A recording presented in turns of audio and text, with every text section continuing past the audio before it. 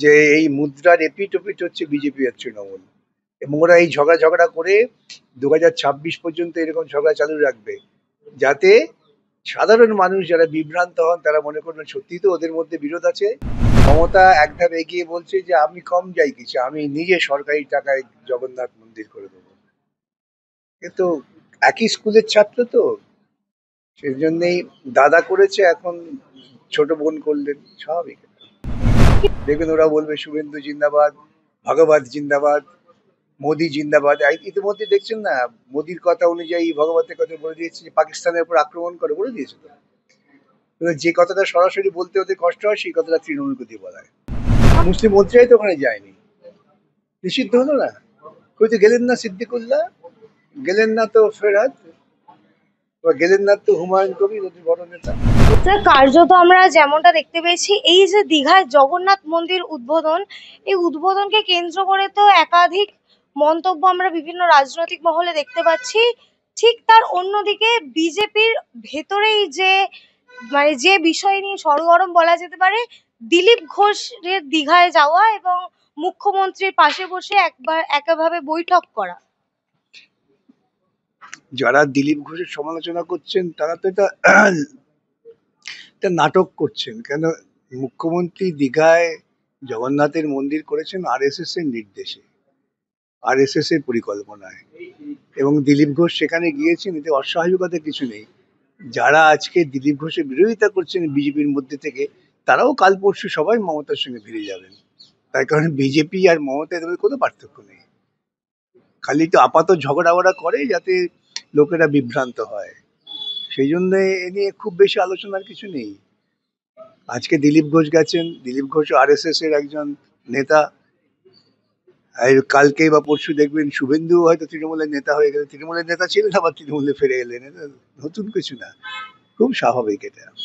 কিন্তু তারা নিজেরাই তো একাধিক ফেসবুক না টুইটারে না না, পোস্ট এগুলো করছে। করতে হয়, এগুলো না করলে পরে সাধারণ মানুষ ভাববে কি, সাধারণ ভাবে আর সত্যি তো আমরা কথায় কথায় সিপিএম আর বিকাশ ভট্টাচার্য বলছে যাহা তৃণমূল তাহাই বিজেপি, লোকে বুঝে যাবে, তাই ঝগড়া চালিয়ে যাবে, মক ফাইট একে বলে। কিন্তু অন্যদিকে আমরা দেখতে পাচ্ছি এই প্রেস মিট থেকে একেবারে দিলীপ ঘোষ বললেন যে যারা মুখ্যমন্ত্রীর আঁচলের তলা থেকে এসেছেন তারা আমাকে বিজেপি শেখাবেন না। এটা ঠিক কথাই তো বলেছে দিলীপ বাবু, ঠিক কথাই বলেছেন। দিলীপ বাবু হচ্ছেন আরএসএস এর প্রতিনিধি, এবং তিনি যে কাজটা করেছেন আরএসএস এর নির্দেশেই হয়েছে। যারা আজকে সমালোচনা করছেন তারা সমালোচনা করছেন শুধুমাত্র লোক দেখানো সমালোচনা। যারা 2021 সালে বিজেপিতে এসছে তারা বিজেপি বুঝতে পারবে না, কেউ আরএসএস দেখাচ্ছে, কেউ হিন্দুত্ব বোঝাচ্ছে। আরে আমি যে কথাটা বহুদিন আগে আমি তো যুক্তি ভিত্তিক বলেছিলাম, আমি তো কল্পনা ভিত্তিক বলিনি। যে এই মুদ্রার এপিঠ ওপিঠ হচ্ছে বিজেপি আর তৃণমূল, এবং ওরা এই ঝগড়া করে 2026 পর্যন্ত এরকম ঝগড়া চালু রাখবে, যাতে সাধারণ মানুষ যারা বিভ্রান্ত হন তারা মনে করবেন সত্যি তো ওদের মধ্যে বিরোধ আছে।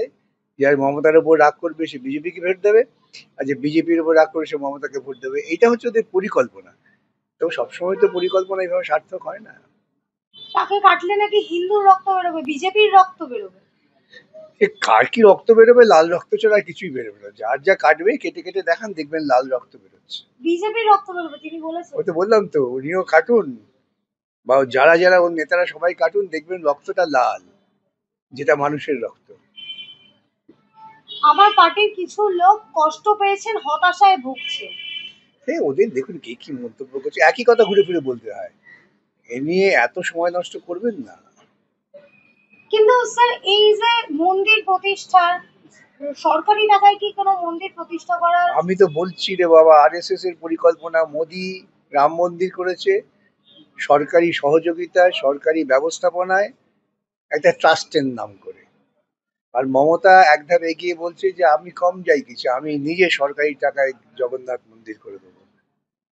কিন্তু একই স্কুলের ছাত্র তো, সেই জন্যই দাদা করেছে, এখন ছোট বোন করলেন, স্বাভাবিক। কিন্তু দিলীপ ঘোষ যখন মন্দিরের ভেতরে ঢুকছিলেন তখন একবারে তৃণমূল কর্মীরা চিৎকার করছিলেন যে মমতা ব্যানার্জি জিন্দাবাদ, দিলীপ ঘোষ জিন্দাবাদ। হ্যাঁ, এই তো করবেই তো, একই তো। কালকে তৃণমূল কর্মীরা শুভেন্দু জিন্দাবাদও বলবে। আজকে গালাগালি করছে তো, একটা অপেক্ষা করুন না, 5-6 মাস দেখবেন ওরা বলবে শুভেন্দু জিন্দাবাদ, ভগবত জিন্দাবাদ, মোদি জিন্দাবাদ।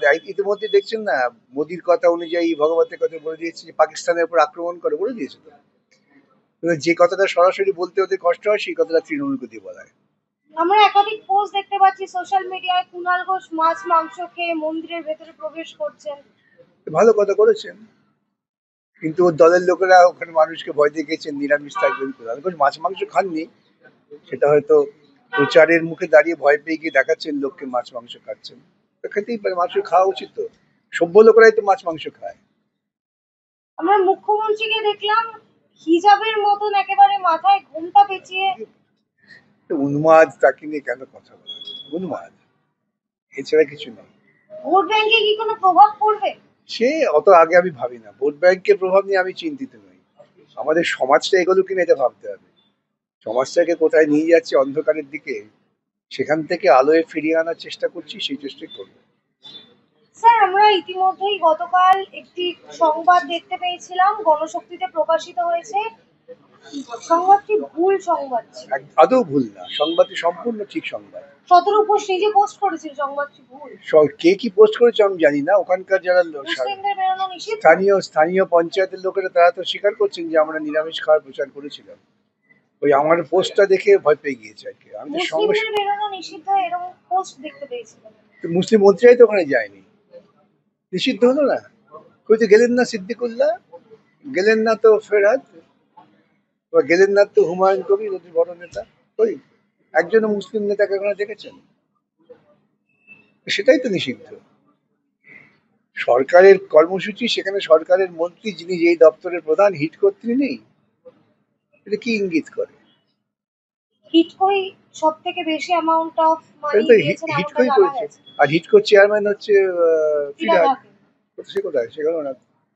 ব্রাহ্মণ্যবাদীরা এইসব পাত্তা দেয় না। মমতা হচ্ছে ব্রাহ্মণ্যবাদী আরএসএস এর প্রতীক। এটা ফিরহাদরা যখন বুঝবেন, তখন দেখবেন তাদের জীবনের আসল অস্তিত্বই বিলীন হয়ে গেছে।